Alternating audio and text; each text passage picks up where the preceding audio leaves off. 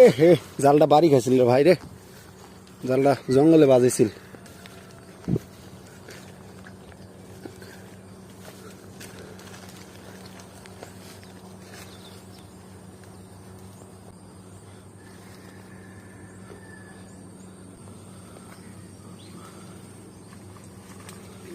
অনেকে হয়তো ভাবেন যে আমরা মনে হয় প্রত্যেক দিন একরকম ভাবে একই ভিডিও বারবার ছাড়ি।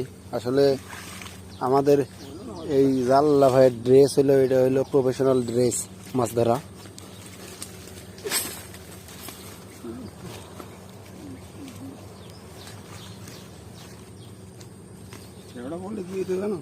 এটা তো ওই জঙ্গলের জন্য পড়লো না।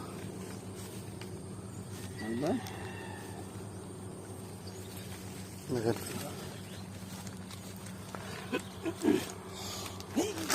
কাটা কাটা